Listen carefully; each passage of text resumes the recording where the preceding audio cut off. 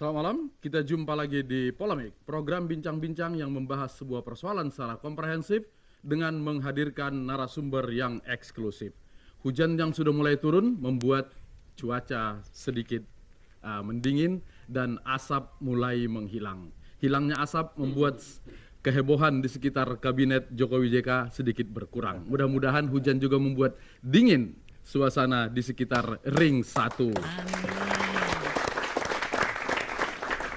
Tetapi ada saja kehebohan yang menyertai Presiden Jokowi dan Wakil Presiden Yusuf Kala. Kunjungan ke Amerika yang begitu lancar ternyata diikuti oleh isu adanya makelar dalam kunjungan tersebut. Tidak hanya itu, di dalam negeri ada pula isu baru yaitu rencana reshuffle. Siapa yang menyuarakannya dan apakah Bapak Presiden sudah mengetahuinya atau hak prerogatif dibiarkan hanya Bapak Presiden yang tahu? Nanti kita tunggu jawabnya di Polemik selama 1,5 jam. Kabinet kerja dikocok lagi.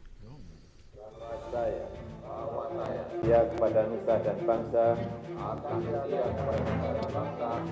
dan akan memenuhi segala kewajiban yang ditanggungan kepada saya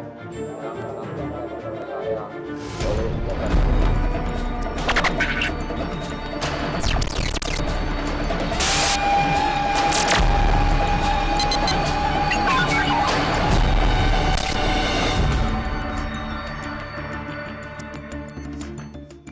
Lewat setahun sudah Kabinet Kerja di bawah kepemimpinan Presiden Joko Widodo menjalankan masa baktinya. Namun kepuasan warga terhadap kinerja kabinet nyatanya tak kunjung memuaskan.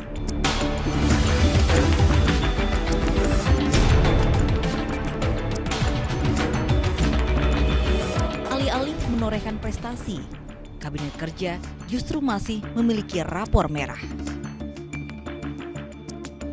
Hasil survei Indobarometer menyebutkan tingkat kepuasan masyarakat terhadap kinerja Presiden Joko Widodo mengalami penurunan dari 57,5% menjadi 46,0% pada Oktober 2015 silam.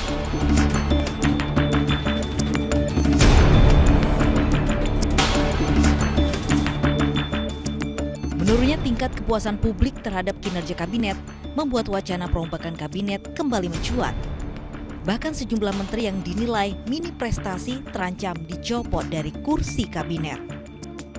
Ya katanya gimana kamu yang meneliti berapa kursi? Tetapi akan diganti. Saya bilang tidak. Gimana tidak? Sebagai wakil presiden Pak untuk saat. Ya kalau mau dengar isu ini pusing kalian. Usia dari mana? Jadi baik.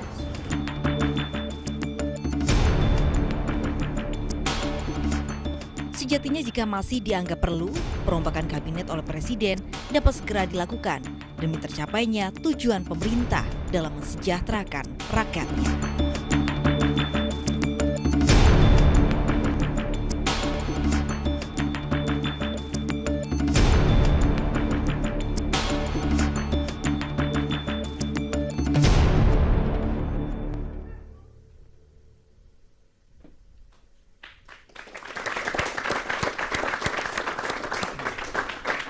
Ya, dan untuk membahas masalah rencana atau desas-desus tentang reshuffle ini, di studio sudah hadir dari partai yang saat ini duduk di dalam kabinet. Bukan berarti diundang karena partainya akan dikurangi.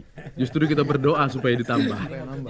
Ada Bang Akbar Faisal dari Nasdem, ada Kang Dadang dari Hanura, dan ada Kang Maman dari PKB. Sementara di sudut kiri mungkin yang berharap duduk barangkali disebutnya. Harap-harap cemas. Bisa ya, yang harap-harap cemas duduk atau kita posisikan. Sudah menyetor 5 nama. Sudah Kang Pipa Yoga Mauladi dari PAN, kemudian ada Bang Ali Ngabalin, Wakil Sekjen Partai Golkar, dan ada Bung Ikrar Nusa Bakti dari LIPI. Yang nyetor 5 nama dari mana? Golkar atau PAN? Tanya sama. Betul begitu? Tapi tunggu dulu. Kita harus buka dulu. Seperti biasa saya tidak sendirian. Ada Cepopong. Cepopong dari Partai Golkar. Golkar pisan. Golkar pisan. Assalamualaikum warahmatullahi wabarakatuh. Sampurasun. Baik. Dengan ucapan selamat malam, dan selamat datang di dalam sidang istimewa ini. Cepopong akan buka dengan satu ketok palu. Tah, sok. Kade, walaupun sidang istimewa ada tata tertibnya atuh ya. Yang pertama, semua orang yang ada di ruangan ini, baik muda maupun tua, baik Bapak Menteri maupun tamu Cepopong 2 dari Bandung tuh ibu-ibu, yang muda-muda juga boleh menyampaikan pandangannya asal tidak keluar dari apa yang tadi sudah ditayangkan. Kemudian kedua, kalaupun toh ingin memotong pembicaraan orang lain, boleh-boleh saja dengan catatan ada polisi lalu lintas. Mangga. Iya, oke, terima kasih Cek. Tadi yang disebut yang muda-muda dari mana? Universitas Islam Negeri UIN Jakarta. Tepuk tangan untuk UIN. Dan ada dari Universitas Mercu Buana. Dan di atas sana ada seorang warga yang hadir bersama kita, Pak Joko Wow. Selamat malam Pak. Malam. Tinggal di mana sekarang Pak? Tuku Umar Jakarta. Iya, Dekat rumah Bu Mega dong. depannya Depan rumah Bu Mega. Oh iya. Lagi apa di sana? membangun rumah. Membangun rumah. Ya. Beliau ini adalah seorang tukang yang saat ini proyeknya ada di depan rumah Bu Mega. Nggak pernah jumpa Bu Mega? Belum. Belum, ya syukur. Oke, kita langsung saja. Betul sudah menyetor 5 nama? Menurut Ketua Umum PAN, Bang Zulkifli Hasan, Iya. kita belum. Jadi tujuan dari PAN masuk ke kabinet itu adalah ingin memperkuat secara politik pemerintah yang sekarang. Karena Iya. pemerintah sekarang ini karena tantangan yang begitu luar biasa dalam dan luar negeri, dunia internasional, maka untuk ke depan pemerintahan itu harus kuat secara politik. Oke. Terus yang kedua, dengan pemerintahan yang kuat, satu hal persoalan kedaulatan bangsa dan negara itu insya Allah bisa terjaga. Karena bagi PAN itu NKRI harga mati. Memperkuat di sini artinya apa? Yang kedua, kemudian kalau kemudian PAN bergabung dengan pemerintah, Ya. satu prinsip ya, PAN tidak akan mengganggu ya partai-partai politik pendukung Pak Jokowi yang menjadi presiden yang sudah berdarah-darah Iya. gitu. Jadi ini harus dikelirkan dulu. Justru PAN itu masuk ke pemerintahan tidak akan mengganggu terhadap partai-partai politik yang awalnya sudah mendukung Pak Jokowi gitu. Jangan disalah tafsirkan. Justru PAN sebagai saudara muda gitu ya, sebagai kawan baru itu ingin berupaya agar lebih solid, lebih bertambah kuat gitu, agar lebih bertambah mantap terhadap pemerintahan. Oke. Jadi tentunya bagi PAN tidak akan menekan, tidak akan intervensi terhadap prerogatif presiden. Ya. Dan presiden kami yakin pasti akan memperhatikan suasana kebatinan partai-partai politik pendukung awal Yang sudah duluan di sana. dan satu lagi Iya. pasti akan mempertahankan harmoni. Justru ini menambah kekuatan, jangan gaduh, jangan ricuh. Justru ini harus menjadi lebih solid, menambah kohesivitas, menambah kekuatan terhadap pemerintahan yang baru. Oke. Intinya di situ. Dan saya sangat yakin, meskipun ada dinamika sedikit, tapi bukan sesuatu yang dilema lah buat presiden. Gitu. Ya. Tidak mengganggu kursi kawan-kawan yang sudah duduk duluan, apakah itu berarti tidak meminta kursi PAN-nya? PAN tidak meminta kursi, gitu. PAN ingin bergabung dengan pemerintah dengan dasar pemikiran seperti itu. Persoalan power sharing kami serahkan kepada presiden. Apakah kemudian presiden akan melakukan reshuffle apa tidak?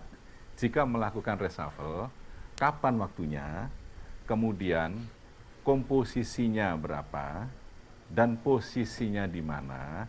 Itu PAN sangat menghormati terhadap keputusan dari presiden. PAN tidak akan melakukan intervensi, tidak akan menekan, tidak akan mengganggu. Dan PAN sangat menghormati terhadap partai-partai politik yang sejak awal telah mendukung Bapak Presiden Jokowi. Oke, jadi jika tidak diberi kursi, tetap bergabung dengan... Tetap bergabung, sama kayak Nasdem, gitu kan? Gitu. Nasdem Katanya. jangan disamain, kan ada kursinya banyak. Nasdem itu kan koalisi tanpa syarat, kita juga sama lah. Gitu. Tapi Nasdem ini dapat kursi 3. Koalisi Ya, itu tanpa kan syarat tapi dapat 3. Itu terserah kepada presiden. Terserah kepada presiden. Terserah pada presiden. Apakah nanti ada reshuffle apa tidak, itu kami serahkan sepenuhnya kepada presiden. Oke. Kalau yang Hanura sama PKB koalisi tanpa syarat juga. Kenapa nggak disebut? Kenapa cuma Nasdem? Apa ada? Ya semuanya lah. Oh, semuanya. Jadi gini, jadi begini. Masuk di pemerintahan itu kan pasti ada power sharing. Yap. Nah, power sharingnya bagaimana? Itu kami menghormati keputusan dari presiden, gitu, ya kan? Baik. Intinya di situ. Iya. PAN itu tidak haus kekuasaan, Iya. tidak pemburu rintik kekuasaan, tidaklah, tidak seperti itu. Tapi kalau dikasih, gitu. Jadi kalau kemudian presiden kemudian meminta, ya kita kirim. Kalau nggak meminta, nggak kita kirim. oke. Gitu. Bang Akbar, ini yang sering disebut-sebut belakangan ini Jaksa Agung. Apakah Nasdem merasa terancam dengan posisi Jaksa Agung? Apa yang disampaikan tadi oleh sahabat saya yang cakep ini, Mas Viva Yoga ini, apa yang bisa dibantah dari situ? Arif, bijaksana. Iya. Saya rasa kalimat itu akan dikatakan semua oleh teman-teman. Dan dengan itulah kemudian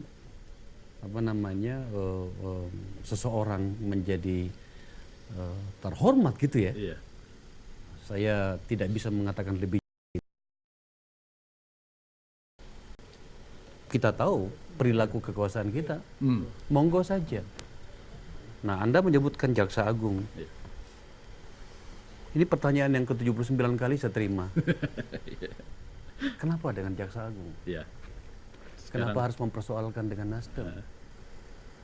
Nasdem adalah pendukung pemerintah yang tadi ditambahi oleh Mas Viva mengatakan tanpa syarat.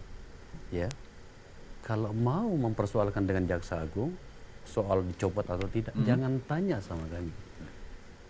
Yang presidennya bernama Bapak Joko Widodo. Oke. Tanya sama beliau. Artinya kalau itu terjadi, Bahwa kemudian orang mengatakan itu kan dari Nasdem, iya.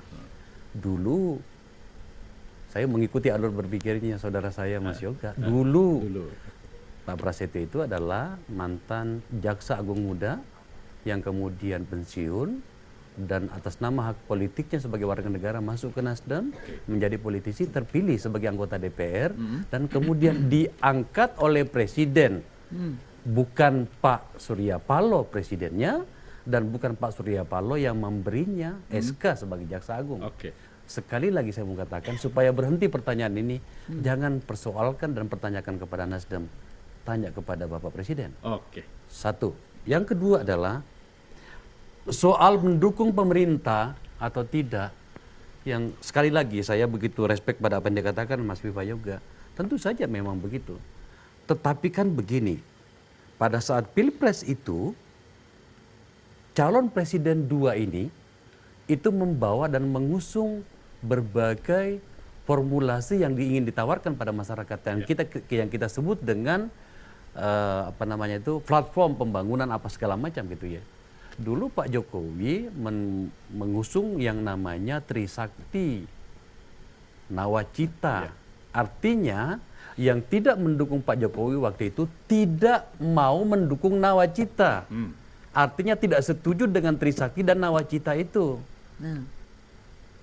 Beliau pada saat itu Pak Prabowo, seorang yang hebat menurut saya, itu mendukung waktu itu saya lupa ya. Karena waktu itu saya tidak terlalu cukup punya waktu untuk memperhatikan apa yang diusung oleh teman-teman di sana dulu. Kami ingin meyakinkan publik bahwa Nawacita dan Trisakti inilah yang diusung oleh Pak Jokowi. Kalau kemudian ada satu partai atau orang yang tiba-tiba mendukung pemerintahan ini, bagus saja, bagus. Tapi tentu saja kami mempertanyakan apakah paham yang namanya Nawacita dan Trisakti itu untuk kemudian mau konsisten mendukung itu. Ini soal disiplin pada apa yang diusung sejak awal, Pak. Baik. Maka menurut saya, iya terima kasih atas dukungannya. Tetapi untuk memahami apa yang kami usung, monggo silakan mempelajari dari itu. Karena itu kan konsekuensi dan konsistensi. Jadi jangan langsung dapat kursi, mempelajari Nawacita soal dulu. kursinya monggo, presidennya. Lagi. Tetapi kan kemudian di situ juga akan dinilai Bapak Presiden kita ini, apakah dia bisa disiplin menjaga itu. Nawacita dan Trisakti. Baik, oke.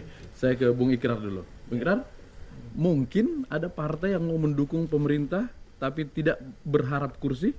Ya, kalau buat saya sih ya seperti yang yang sering saya katakan ya, dalam politik itu nggak ada makan siang yang gratis kan. Dan kemudian sebuah dukungan itu kan harus dikompensasi dengan posisi ya.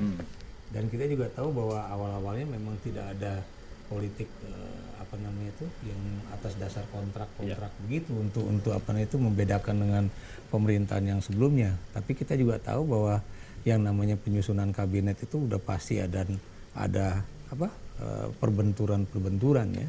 Dan saya juga mengerti posisi Partai Nasdem ya, yang tampaknya tidak ingin jatuh kemudian ketimpa tangga gitu kan. Jadi itu yang ingin saya katakan ini, sekarang ini kan Nasdem kan dikatakan punya 3 kan.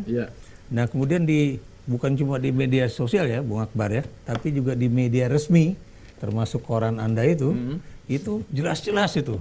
Wah, Jaksa Agung, calon Jaksa Agung adalah Hamdan Jubah, mantan Ketua Mahkamah Konstitusi. Wah, itu udah koran Sindo tuh udah langsung menohok seperti itu ya.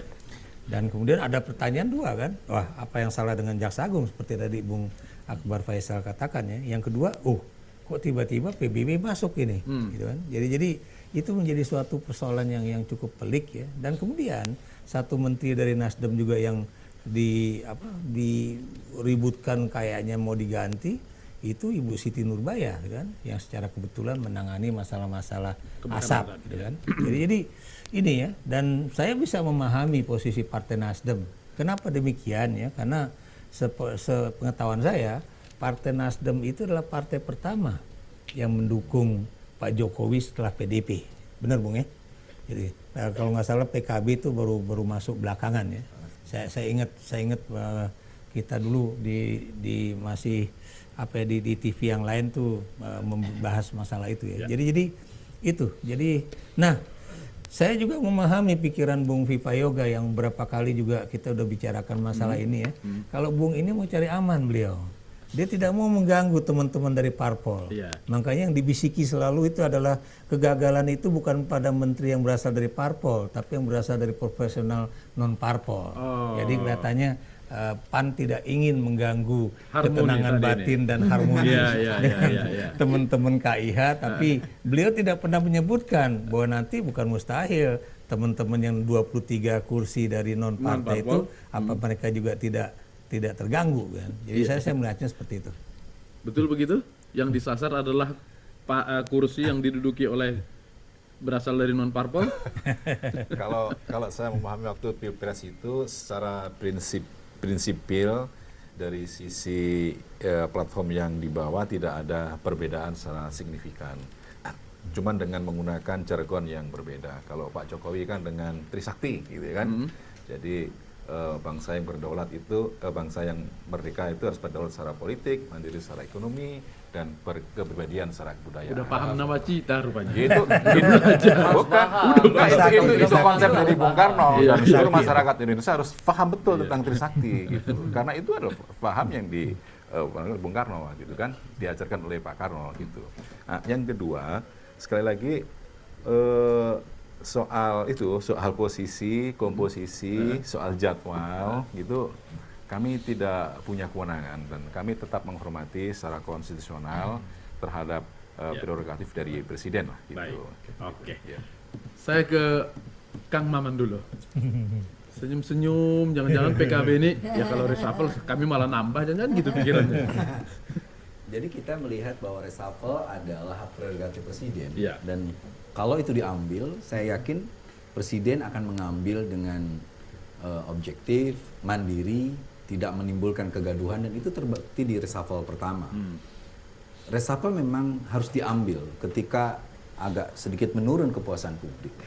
Dan saya menyambut gembira PAN masuk untuk mendukung pemerintah, tentu bersedia untuk belajar nawacita, betul kan, Bang Mas? Nah, lalu ketika saya ditanya, apa PKB tidak merasa takut dan sebagainya, saya bilang PKB aman karena yang disorot oleh publik adalah menteri yang berkaitan dengan ekonomi dan hukum. Tidak ada menteri PKB di sana. Nah, jadi ada reshuffle, ada reposisi.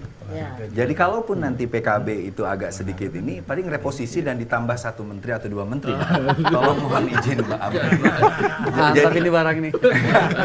Saya berkali-kali di media mengatakan bahwa PKB sekarang lebih fokus kepada kaderisasi, persiapan pilkada, dan reshuffle ini kita dukung pemerintah untuk melakukan kinerja yang lebih bagus. Seperti itu. Menteri olahraga banyak juga disoroti. Betul, tetapi juga kita harus tahu bahwa bergulirnya 3 kejuaraan dan sekarang kemudian Jenderal Sudirman, kita hanya ingin mengatakan bahwa ada sesuatu yang harus kita jadikan introspeksi. Kita masuk di FIFA tidak pernah berprestasi, lebih baik 10 tahun kita tanpa anggota FIFA, tapi nanti muncul tiba-tiba bisa ikut masuk. Juara Asia minimal gitu ya. Jadi, begitu. Oke. Kenapa tadi menyebut-nyebut yang bermasalah di bidang hukum?